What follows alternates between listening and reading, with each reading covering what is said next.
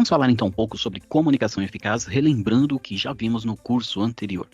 Iniciando pelo termo comunicação, nós sabemos que para haver comunicação, eu tenho que ter pelo menos a transmissão e a recepção de uma ou mais mensagens entre um ponto que nós chamamos de transmissor e o outro ponto que é o receptor. E isso pode acontecer de qualquer forma, de qualquer tipo de linguagem, aliás, né? Sendo linguagem oral, escrita, gestual, as linguagens, enfim, verbais e não verbais, né? E isso pode acontecer até mesmo por meio de algum tipo de código ou sistemas convencionados, desde que sejam entendidos por ambas as partes. E para que isso aconteça, nós precisamos de pelo menos alguns componentes, entre eles o emissor, como eu já disse, a pessoa que emite a mensagem, a pessoa ou o equipamento, enfim, o meio de transmissão, que é onde trafegarão as nossas mensagens. Isso precisa ser o mais íntegro possível para que não cause problemas, né, como, por exemplo, os ruídos na comunicação, e o receptor, que vai te dar um sinal quando receber essa mensagem, para te dizer se ele recebeu ou não e de que forma que ela chegou até lá. E quando a gente fala de comunicação eficaz, nós estamos falando de uma maneira muito mais elevada, adequada de se transmitir uma mensagem sem que precisemos ficar dando explicações ou retornando ali com diversos feedbacks a respeito do que acabamos de comunicar. Então, em termos gerais, a comunicação eficaz seria nós enviarmos uma mensagem por um meio de transmissão que seja confiável e fazer com que ela chegue da forma adequada até o outro lado. Então, para isso é necessário que ambos os lados falem aí a mesma língua, tenham o mesmo entendimento, né? Para que essa mensagem não se perca em partes ou totalmente durante essa transmissão ou até mesmo o recebimento lá em si, né? no receptor.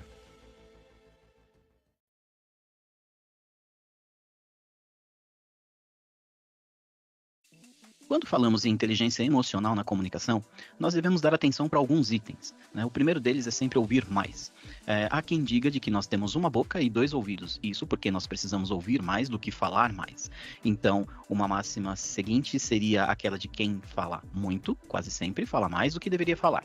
Então, nesse caso, nós sempre sugerimos que as pessoas ouçam mais, né? Porque você faz um exercício mesmo de poder entender um pouco aquilo que o outro está dizendo. Daí a gente vai partir para outras coisas, como por exemplo o ato de escutar, que já exige um pouco mais de atenção, exige raciocínio, empatia, enfim, uma série de outras coisas. Mas, em termos gerais, quem ouve mais, fala menos e erra menos ao falar. O segundo item é falar de fatos. Nós trabalhamos muito com achismos, né, com julgamentos. Isso é do ser humano. Então, quando nós tiramos isso do nosso meio e começamos a falar dos fatos, sem falar da nossa impressão sobre eles, a comunicação se torna muito mais enxuta, se torna algo muito mais direcionado, mais agradável e até mesmo mais objetivo. É claro que tem pessoas que gostam de falar e vão falar constantemente tentando arrancar o máximo daquela coisa, e isso não é se comunicar. Digamos apenas que isso é um falatório e muitas vezes desnecessário.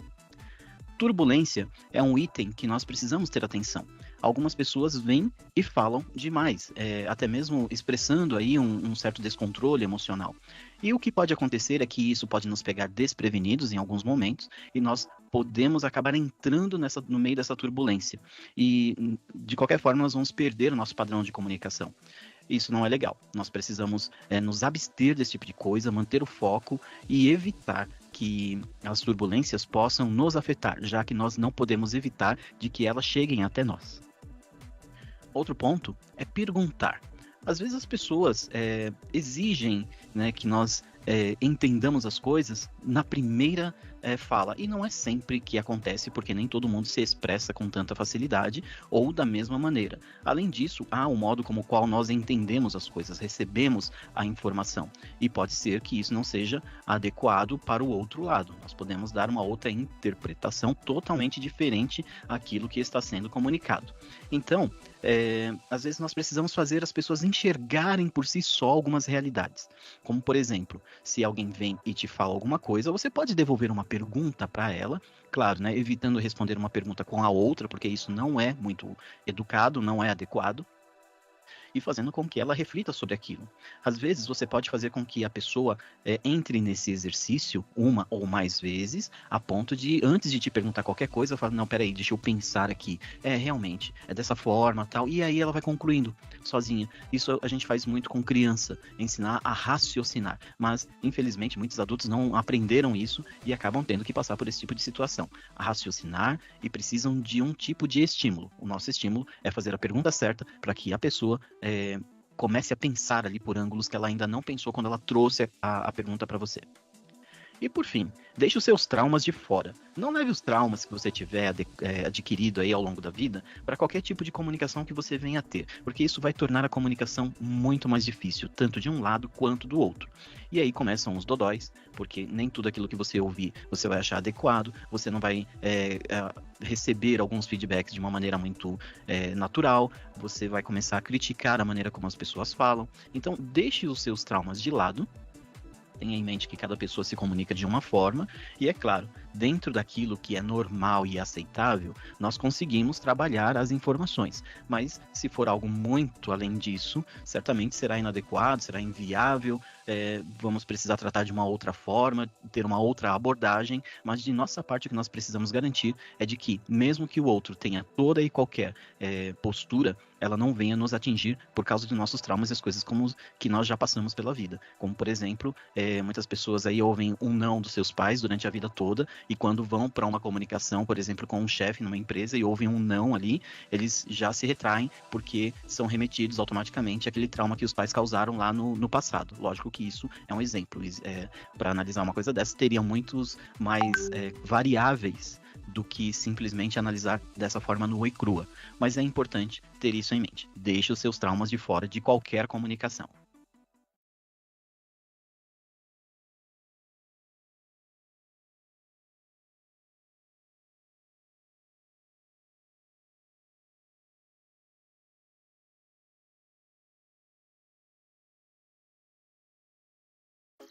E a linguagem ideal? Qual é a linguagem ideal para você usar dentro de uma empresa?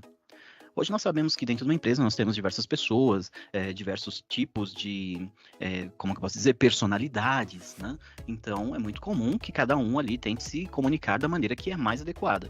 Mas a verdade é que nem tudo aquilo que a gente fala ou a maneira como a gente se expressa na rua, né, no nosso viver ali informal, a gente pode levar para dentro do ambiente corporativo. Isso precisa ser filtrado. Nem tudo pode ser levado, tá? Às vezes a gente tem ali a amizade, os colegas, a coletividade, até porque a gente passa muito mais tempo com eles do que dentro de casa, né? Então é natural que nós desenvolvamos ali uma certa comunicação, uma certa proximidade.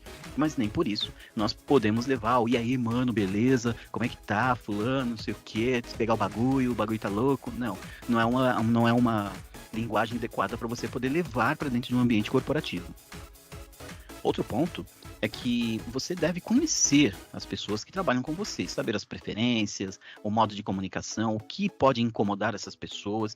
Isso é muito importante, porque às vezes alguém não suporta toque e você é aquela pessoa que gosta de tratar as pessoas como touchscreen, fica tocando a todo momento. Ou até mesmo o volume que você utiliza para falar ao telefone, ao lado de outra pessoa, pode incomodar, os seus risos, né, a maneira como você se comporta e por aí vai. É importante você saber o que a pessoa ao seu lado vê de tudo isso. E o melhor cenário possível, né, seria um cenário ideal, é que ela também faça o mesmo por você, porque aí haveria um ambiente muito mais equalizado em termos de convivência. E também é importante que nós conheçamos as políticas da empresa, principalmente aquelas de uso dos meios de comunicação, porque a maneira como você usa hoje a sua internet pode estar fora do compliance da empresa, você pode estar cometendo algum erro. A maneira como você utiliza o seu celular corporativo também. E daí vai. As ferramentas corporativas, elas têm uma função. E a política da empresa de uso dos meios de comunicação vai indicar isso. Então, se você não conhece, se você nunca viu, vá atrás, tente entender ali melhor e se tiver dúvida, procure o seu superior para que ele possa te explicar melhor aí. Bom, agora falando sobre mensagens e e-mails, há pessoas que gostam de tratar isso como se fosse água, né? Vamos trocar aqui sobre qualquer coisa, falar, né, de qualquer coisa, vamos continuar tratando o e-mail como um chat. Não deve ser isso, tá? Nós sugerimos sempre de que os e-mails, por exemplo, eles sejam usados para formalizar algumas decisões, por exemplo, enviar uma ata de reunião que já foi discutido. Se for para discutir algo, prefira marcar aí uma reunião, falar sobre o assunto e depois você só manda a formalização daquilo para formalizar, aliás, para documentar. A mesma coisa para mensagem, seja lá de WhatsApp, SMS, eu não sei o que você utiliza, mas faça isso para conversações rápidas. Não tente ficar discutindo o sexo dos anjos através de mensagens. Isso é um pouco maçante e pode trazer uma perca de tempo muito grande, né? Sem falar nas interpretações que podem ser várias, porque todas as vezes que nós estendemos esse tipo de comunicação, nós levamos o outro a interpretar de acordo com aquilo que ele está sentindo, e nem sempre pode ser um bom sentimento. Agora, já por telefone, hoje principalmente, com o home office, né, isso tem se tornado um pouco mais comum. Aliás, não tão comum como o próximo que nós vamos falar. Eu diria até que está num segundo plano. Mas as conversas mais rápidas ali, injeção na veia, prefira ligar. Chame a pessoa, converse com ela, defina aí o que vocês vão precisar falar, se é necessário fazer uma reunião para tal coisa, tal. Defina as pessoas. Isso vai economizar tanto tempo na sua conversação e, aliás, vai te ajudar a organizar até mesmo a sua agenda, né? Porque você não vai para uma reunião despreparado, sem saber o que você vai falar. Enfim. For possível resolver ali por telefone, ok, resolva. Se não for possível e for necessário fazer uma reunião, aproveite a ligação para falar sobre a pauta da reunião e quem deve estar nela. Mas utilize de uma forma bem funcional esse tipo de meio aí, um meio de comunicação rápido hoje que é o telefone. E as chamadas de vídeos, né, que vieram para substituir aí durante esse período de home office que a gente mais tem vivido na história, né, até o momento, elas são mesmo para trazer um pouco de humanismo às reuniões, né? Ou seja, você precisa mostrar ali a sua carinha, abra a sua câmera, mostre um pouquinho as suas afeições, a face, né, as suas expressões ali faciais, né? Procure mesmo trazer um pouco de humanismo para esse tipo de conversação. Não adianta nada você fazer uma chamada de vídeo e ficar com a câmera fechada, porque se fosse para fazer isso, a gente faria uma ligação por telefone, né? E não é legal. Às vezes, algumas pessoas precisam mesmo de ver, né, como que o outro está se comportando, o que está acontecendo, ele está vendo ou não está, né? Então, é importante que você tenha isso em mente. É importante que tudo isso que nós podemos ver hoje através da câmera, através de uma outra realidade, através de um outro, como que eu posso dizer, viés, seja mostrado, porque a comunicação é uma parte pequena, somente 7% ali de palavras, uma parte um pouco maior que vem para tom de voz, essas coisas, né? Mas uma parte muito maior que é a sua comunicação não verbal. Ela é muito importante para isso. Então, vamos tentar levar um pouquinho desse humanismo para dentro das comunicações nas chamadas de vídeo, para a gente poder suprir um pouco dessa necessidade.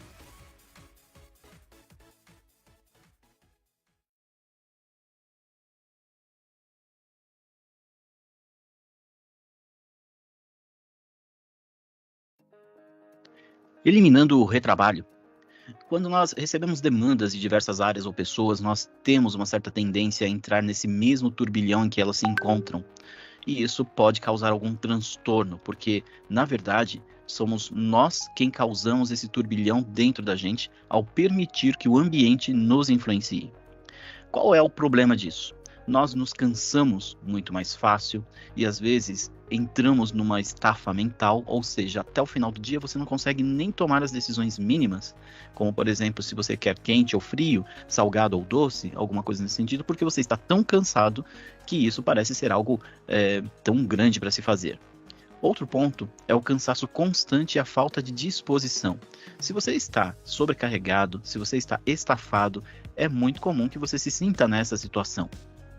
Então, o ideal é que você possa fazer as coisas num ritmo mais adequado para você e, principalmente, observar o tempo de repouso que você precisa ter entre as ações, entre cada atividade ou ciclo em si, como, por exemplo, quantas horas você vai dormir por noite. Nós passamos a agir no automático e nem lembramos do que fizemos, ou seja, você vai fazendo as coisas. Amanhã, quando alguém te perguntar quando você fez, como você fez ou por que você fez, você não lembra, porque é o automático. Então, você acaba passando pela situação, não sabe exatamente o que fez, não aproveitou como deveria aproveitar e a fez no automático. Pode ser que isso dê certo, funcione, o resultado seja bom, mas não é a melhor maneira de se fazer as coisas. Precisamos fazer tudo de maneira consciente.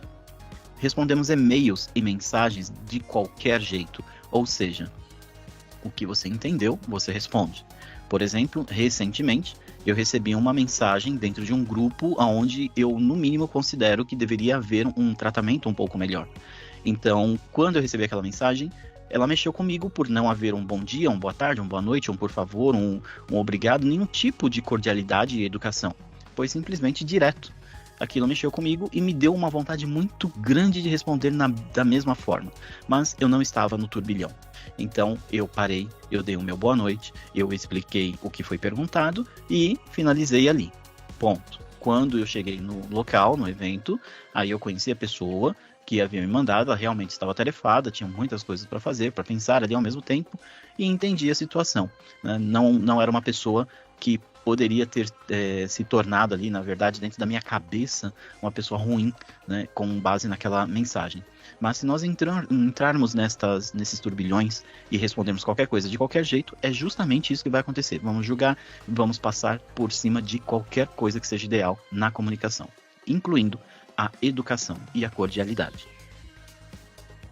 Uma solução para isso é estar por completo aonde você estiver. Tenha foco no que você estiver fazendo.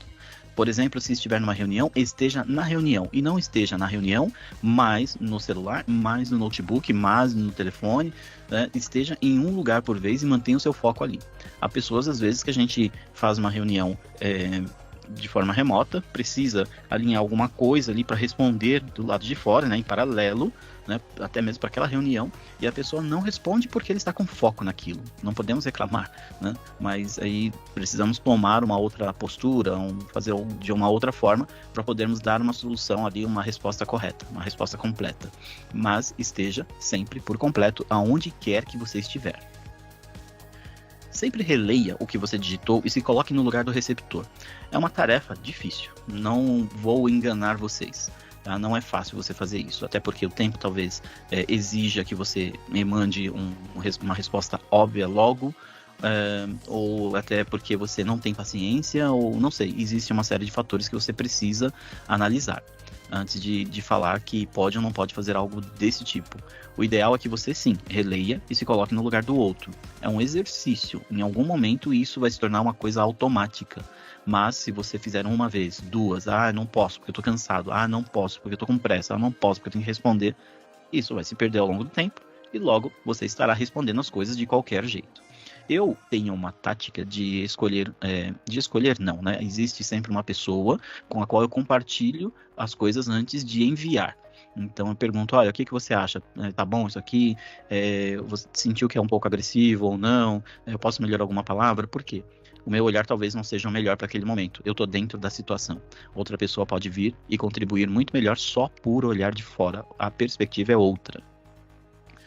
Jogue as reclamações e julgamentos no lixo, porque elas só ocupam espaço.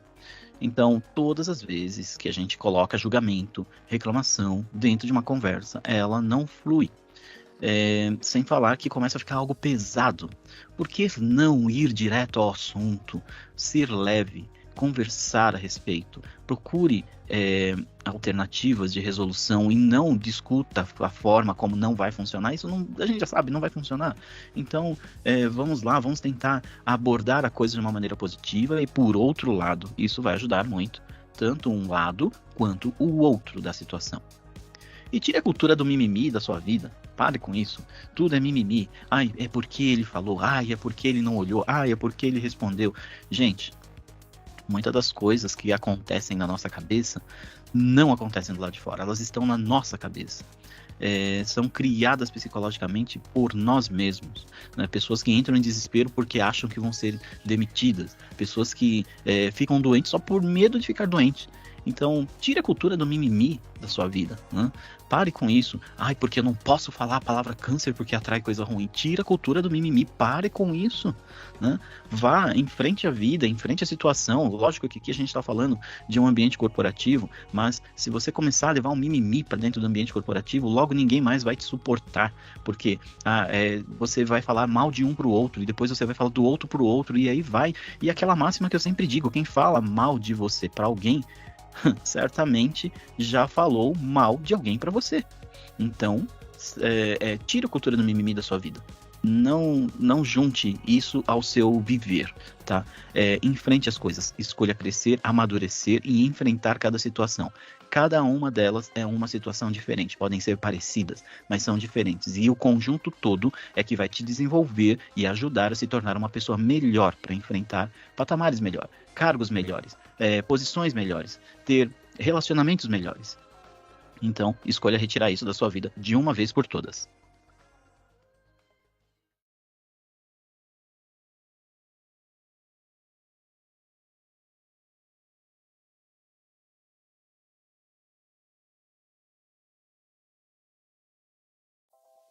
O não também é uma informação na comunicação.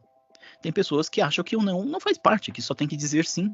E quando dizem não, se sentem mal e não conseguem dizer não. E há um problema, um grande problema, porque quando você não diz não, parte da comunicação se perde. O não, ele tem uma certa importância. Ele evita uma sobrecarga sobre você, né? Ele evita que você faça além daquilo que está ao seu alcance. Né?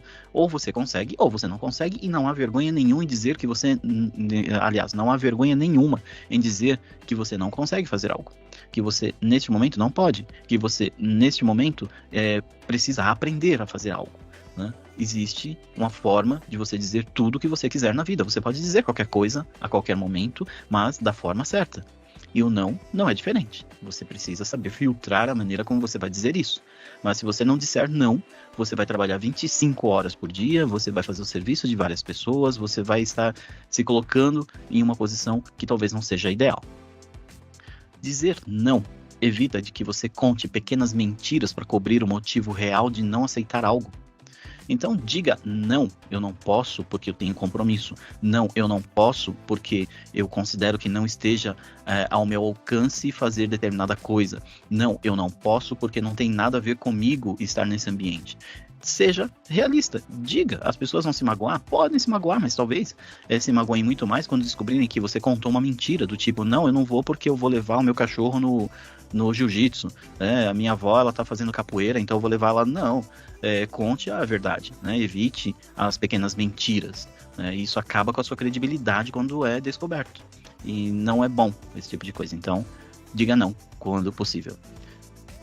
Também dizer não ordena as situações de forma mais direta e nos ajuda a nos impor, né, a tomar decisões mais conscientes, a fazer com que nós direcionemos a nossa vida pessoal e profissional. Então, saber dizer não vai te ajudar nesse patamar, a fazer com que você ande de uma maneira correta. Porque quem não sabe dizer não, vai se desviar dos seus objetivos constantemente. Não, agora eu tô indo nessa linha reta. Aconteceu um negócio aqui, eu não posso dizer não, pronto. Já entrei na bifurcação. Acabou. Quando você escolhe dizer não, você segue numa linha reta. Embasar as suas respostas. Se sim ou se não, deve existir uma análise para você motivar, para te motivar a dar essa resposta. Então, sim, eu quero. Ok, normalmente não exige tantas explicações. Mas, por exemplo, seu chefe te pede para você fazer um relatório Ultra Master Blaster que você nunca fez e você está num fechamento e ele sabe, inclusive, que existe e você não tem tempo para isso nesse momento. Você teria que pedir um prazo para ele, mas você tem medo de falar, né? Você não diz não. Então, qual é o problema? Diga não, eu não posso fazer nesta data. Eu posso entregar isso em determinado dia e horário. E se comprometa com aquilo, faça daquela forma. Explique o que você está propondo e vá atrás disso. Procure exemplos, não sei se é algo que você nunca fez, vai aprender, né? Mas em base à sua resposta. Não é não, porque não? Porque criança que diz, bebê, pega esse negócio, não.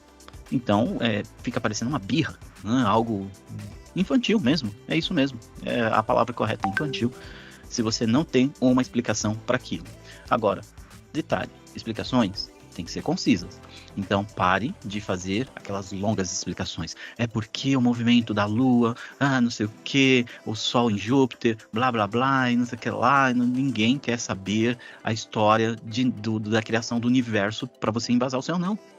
É o seu não, porque eu estou ocupado nesse momento, eu preciso entregar, eu tenho prazo para entregar isso, não consigo fazer dessa forma, essa tarefa não estava prevista, né? Mas eu me comprometo a fazer a tal dia se isso te ajudar.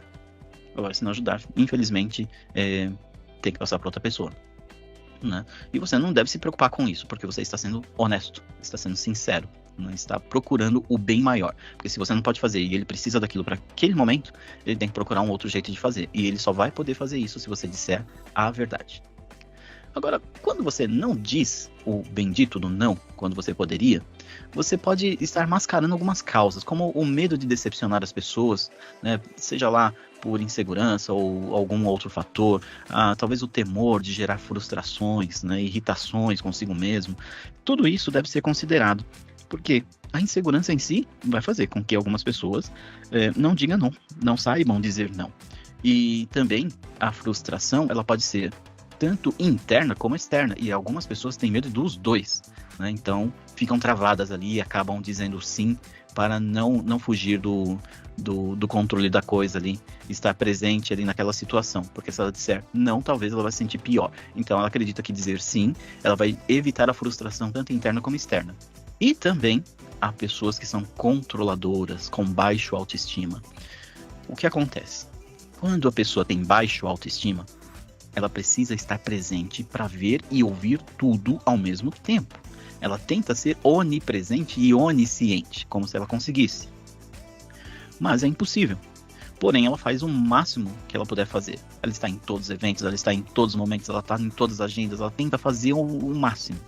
Né? Por quê? Não posso perder espaço, porque se eu perder espaço, pode ser que alguém tome o meu lugar. Porque se eu perder espaço, pode ser que descubram que eu não sou tão necessário assim. Então isso é muito ruim. As pessoas precisam aprender a dizer não, mas se tiverem essa baixa autoestima, a ponto de precisar controlar o que acontece ao seu redor, elas precisam tratar isso para poder aprender de que elas têm uma importância sim para o local, elas têm uma importância dentro de um grupo, mas que elas também têm um limite, onde outras pessoas precisam contribuir para aquilo. Ela não é a única pessoa presente ali para fazer tudo, né? Então ela precisa dividir isso. E se ela não souber fazer isso, aí sim, em algum momento, ela vai começar a perder terreno.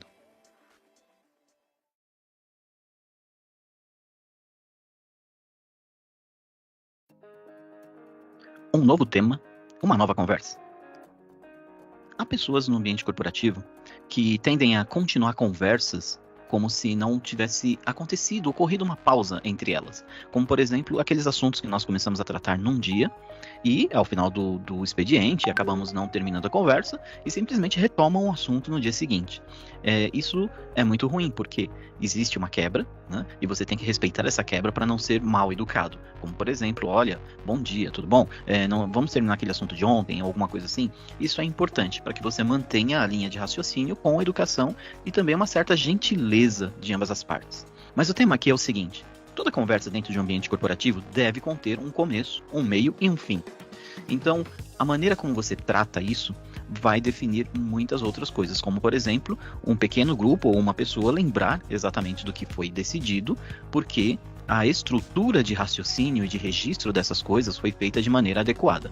Por exemplo, você descobre um determinado problema que ocorre constantemente. Toda semana, em determinado dia da semana, ocorre uma certa situação. E você precisa se reunir com algumas pessoas para resolver isso, de modo que ou mitiguem, ou tirem isso, né, ou eliminem isso ali daquele ambiente, né? Então, é necessário que haja uma conversa inicial sobre o tema, para apresentar a ideia, o que está acontecendo, no caso, o problema. Depois disso, um meio, que seria uma reunião ali com os envolvidos, alguma coisa assim, para que algo fosse determinado, né? Não sei, criar uma série de reuniões ou fazer uma série de atividades, algo nesse sentido. E um fim que talvez seja, além da solução implementada, a documentação dessa solução. Isso é importante. Mas, quando nós falamos em coisas mais simples, como, por exemplo, mandar um e-mail para o seu gestor falando de um determinado benefício, né, é necessário que você entre com o que você está tendo de dúvida, ou, no caso, problema. O meio será a resposta dele ali sobre o tema, procure fulano de tal, fale com fulano de tal, ou eu vou encaminhar isso, não sei, alguma resposta. E, por fim, o seu parecer, né? Procurei fulano de tal, deu certo, funcionou, olha, não funcionou, fulano me direcionou para outra pessoa, é um feedback. É mais uma gentileza do que qualquer outra coisa. E o que não pode acontecer no meio dessa conversa? Você começou a conversa falando de benefícios. Você simplesmente não pode mudar isso para o pão e leite, por exemplo. Né? Não vai mudar isso para um outro tema, como o cliente XPTO não recebeu o produto dele. Né? Por quê? Porque em um determinado momento pode ser que seja necessário rastrear essa informação e ela estará no meio de outras, dificultando aí, então a localização dela. Isso não é bom. O que nos leva ao próximo tema, que é a rastreabilidade das informações. Porque os e-mails que são trocados no ambiente corporativo sobre um determinado tema, eles não podem tratar de outro. Você deve usar aquele e-mail exclusivamente para aquele tema, tá? E como eu sempre gosto de dizer, seja o mais sucinto possível. Não vai ficar discutindo o sexo dos anjos através de e-mail ou mensagem. Isso não é adequado. Até porque, em um determinado momento, vai dar margem para interpretação errada e aí a situação pode mudar. Inclusive, mudar contra você mesmo.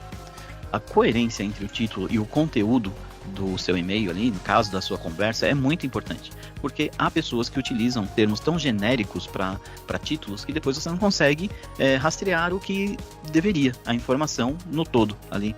Né? Então é importante que isso esteja o mais próximo possível daquilo que você quer tratar.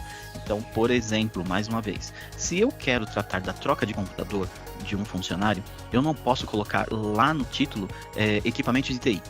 Isso é genérico demais, né? Então, precisaria colocar algo do tipo substituição de computador de colaborador, ou alguma coisa nesse sentido, tá? Para aproximar o máximo possível o título e o conteúdo. Isso possibilita a rastreabilidade muito mais fácil.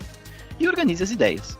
Às vezes, a pressão do trabalho nos induz ao erro, mas o melhor a se fazer é estar com as ideias claras. Então, coloque as ideias em ordem para depois você expor. Porque se você colocar as ideias do jeito que elas aparecem para você, do jeito que elas chegam, que geralmente é um turbilhão, você não separa nada, não faz um filtro de nada, não organiza uma ordem cronológica para aquilo e repassa adiante, você vai criar um novo turbilhão potencializado, ou seja, aquilo que veio ruim para você vai ficar pior chegando em outro lugar, até o momento em que as coisas começam a voltar, e quando elas voltam com força total. Em algum momento, tudo isso que você passou de má maneira vai cair na sua cabeça, e isso não é bom. Isso se não vier como algum tipo de consequência também. É bom você considerar isso.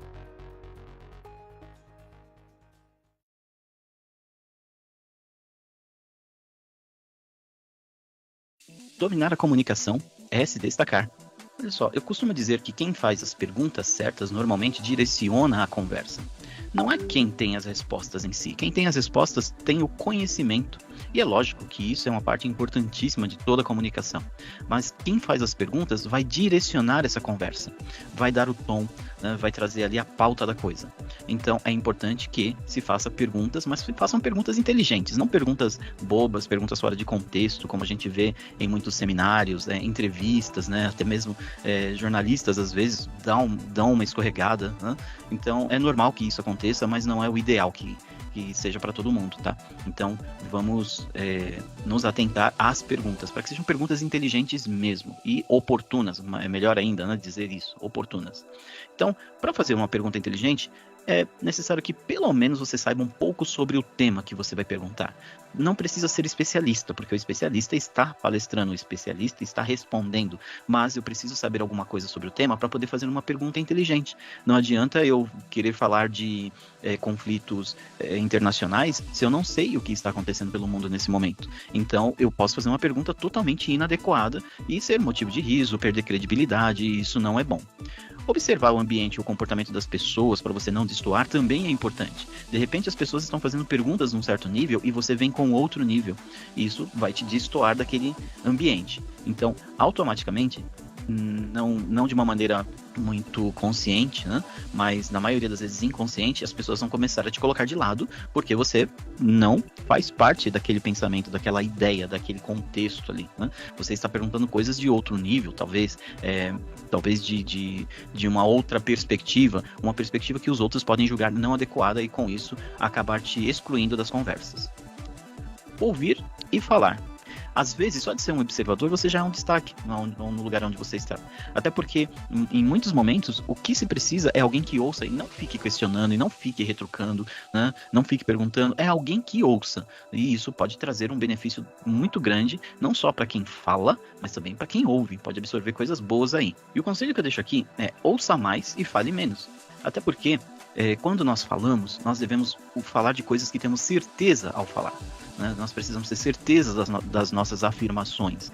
E precisamos também não tomar decisões para as quais nós não estamos seguros para tomar, porque isso vai acabar com a sua credibilidade. Às vezes você pode decidir coisas que não sejam boas nem para você e nem para o grupo, e isso é muito ruim, tá? Da mesma forma, quando você fala sem ter certeza, um dia a verdade aparece e aí você perde toda a credibilidade. Então, de qualquer forma, se você quiser se manter numa direção correta de crescer, de amadurecer dentro de um ambiente corporativo, você precisa falar de coisas que você tenha certeza e precisa tomar decisões assertivas. Então, só faça isso quando você estiver seguro, tanto um quanto o outro.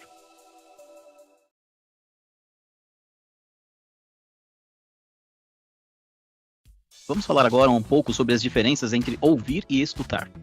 Sabemos que são duas coisas extremamente diferentes. A primeira delas, que é ouvir, é um simples ato, digamos que é a função dos nossos ouvidos. Tá? Nós ouvimos e ponto.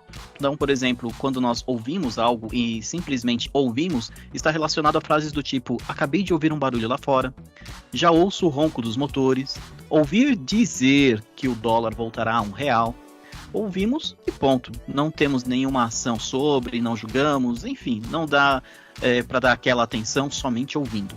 Mas quando nós falamos de escutar, nós estamos falando de algo maior, porque além de ouvir o que foi dito, nós também precisamos do uso do nosso intelecto para talvez ajudar na resolução de algo, dar uma alternativa, ou simplesmente ficarmos cientes de que algo está acontecendo, ou mudou, ou chegou alguma informação que seja relevante para nós.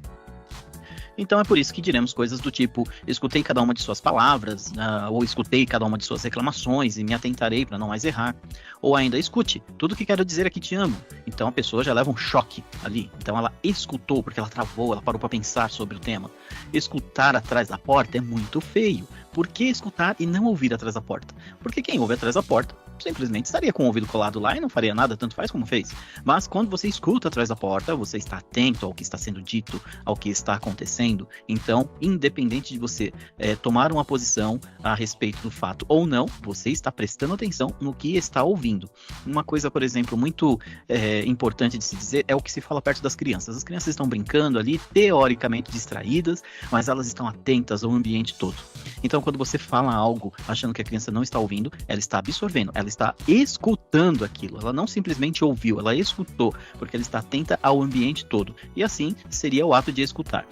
Normalmente, quando a gente fala dessa diferença, nós estamos falando também sobre o fato de você se colocar a dispor do outro, porque quando você ouve, simplesmente ouve, vira as costas e vai embora. Mas quando você escuta, você começa a se importar, você aplica empatia, você aplica sentimento ali naquele momento, naquela ocasião, né? Então você vai sim tomar uma atitude a respeito daquilo, nem que seja simplesmente dizer que você sente muito, que você se esforça para saber como que a pessoa está se sentindo ali, se colocando um pouco no lugar dela, mas normalmente é um ato muito maior do que simplesmente ouvir. Exige que você trabalhe com mente e coração.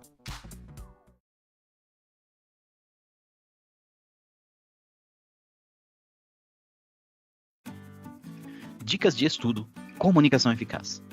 2 livros aqui sobre o tema. O primeiro deles é Comunicação Eficaz, o caminho para relacionamentos de qualidade, autor Aguinaldo Pires. E o segundo, Comunicação Eficaz 2.0, Ambiente Corporativo, também do mesmo autor. Esses 2 livros podem te dar uma ideia muito grande de como você pode melhorar a sua comunicação e, consequentemente, seus relacionamentos dentro do ambiente corporativo e também fora dele. Se possível, ler os 2 aí na sequência é uma indicação.